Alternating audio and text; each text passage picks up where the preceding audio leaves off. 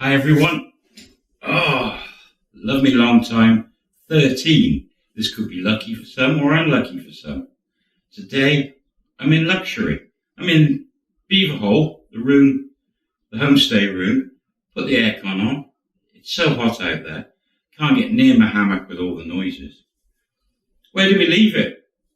Love me long time, 13. Gary is just gone downstairs.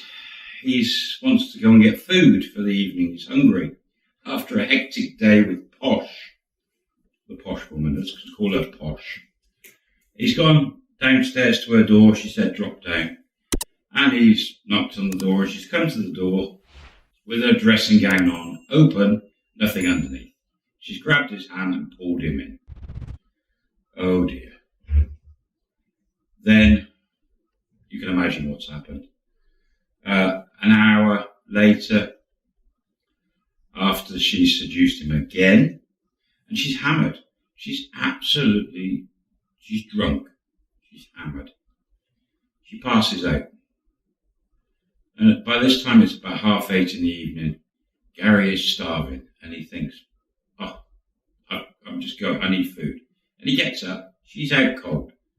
Gets dressed, out the door. Closes the door, locks the door behind him.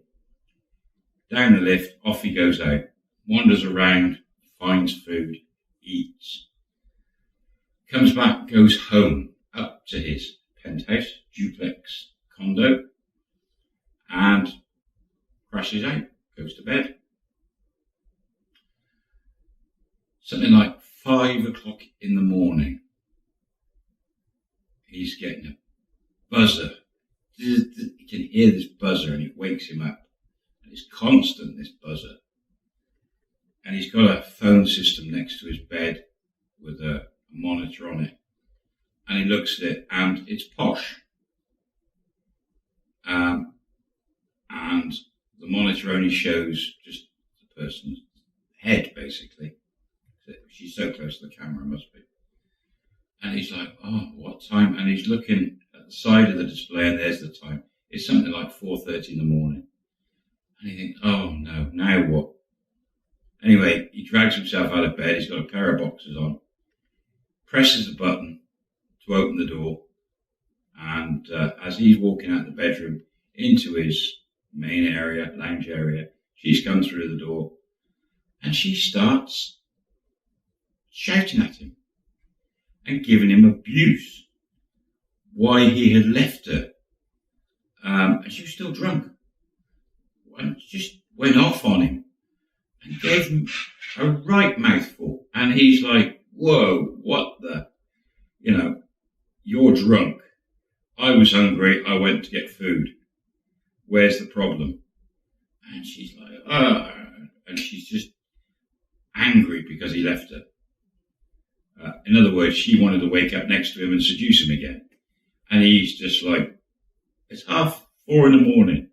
Go away. Leave me alone. I'm tired. And he actually grabbed her shoulder, turned around and pushed her towards the door. She was not a happy woman. Not a happy bunny at all. And he's like, go out. And pushed her out the door. Closed the door. Luckily, she didn't turn around and start hitting the buzzer again. She went. And he's gone back to bed and thinking, oh my. 9-ish, 9:30, he wakes up naturally and he's like, oh dear, what happened? And he thinks, I'm just going to have breakfast. And he gets up and he just makes himself some toast and gets some orange juice, and he goes up, sits on his deck and thinks about the last couple of days. Remember, Gary's there to try and find a wife, a partner, surrogate mother. He wants children, offspring, he wants siblings for his business, for the future. And the last few days, he's that's gone out the window, that girl. Posh now she's just crazy. How's he going to get rid? He doesn't want this. He doesn't want to be involved with a woman that, okay, she's a superstar, but it's obvious she's a heavy drinker or when she's not working. she's going to become a liability very quickly. And that's not what he wants. He doesn't want his children having a mother like that. So he's already planning, I've got to get rid of her. He's there half an hour, maybe he's coming up for 10 o'clock. Again, the buzzer's going. There's a buzzer button. He's like, who's this? And there's another, next to, on the top deck, there's another screen on the wall. It's her again, it's Posh. And he's like, oh, yes, what's the problem? And she's like, I'm sorry, let me in. And he's like, oh, presses the button, lets her in. And she comes up and she's dressed in like joggers and a t-shirt. And she's all apologetic and says that, sorry, she got drunk and seduced him and then came and shouted at him. She said she's just, in that moment in her life, the last couple of weeks, she's a bit sad and depressed. She doesn't normally drink a lot and just apologising. And he's like, yeah, he said, I'm a bit low and we sort of fell into each other. And he said, but I'm not after this sort of relationship. And he's straight to the point. I'm not after this sort of relationship. He said it's been great fun, but I'd rather we stay friends. And maybe we just go out for meals together or occasional drink, but no more. I'm looking for something different. And it sort of took her back a bit because she's a superstar. She normally probably got guys following her down the road and, chasing her, stalking her. So it sort of hit home a bit. And she sort of, oh, okay. And it took her back. And she's like, right, yeah, okay. That's fine. And she's like, okay, we can do that. We can just be friends and go for a meal. She says, great. Well, give me a buzz when you want to go out for a meal. She said, I'll see you later. And she did a U-turn and out the door. How lucky was he?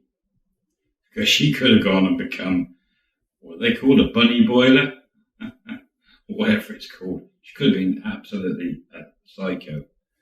He got off there very lightly. I think it's because she's so posh and famous that she doesn't get knockbacks. So, but that could always come back and bite him in the backside.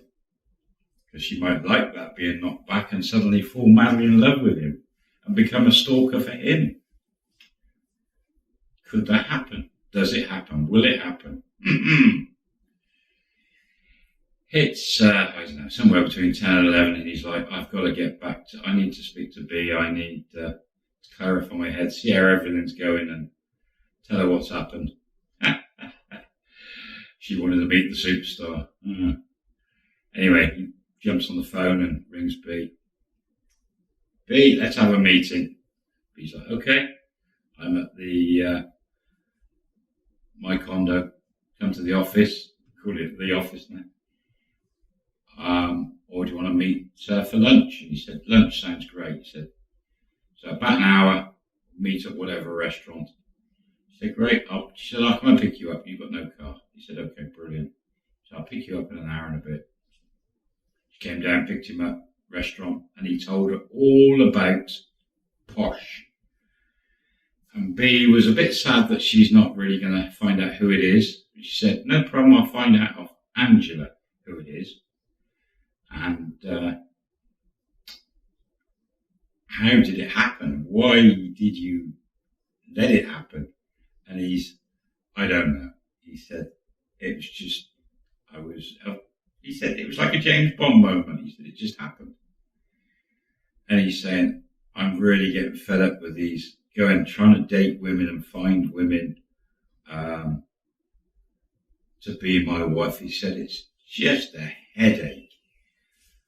He said, every corner there's a woman who works in a shop who I can fall for, or a woman in a restaurant. Everywhere I go, he said, there's beautiful women everywhere. But it's so hard, it's such hard work getting to know them and not jumping into bed with them because they're all so beautiful.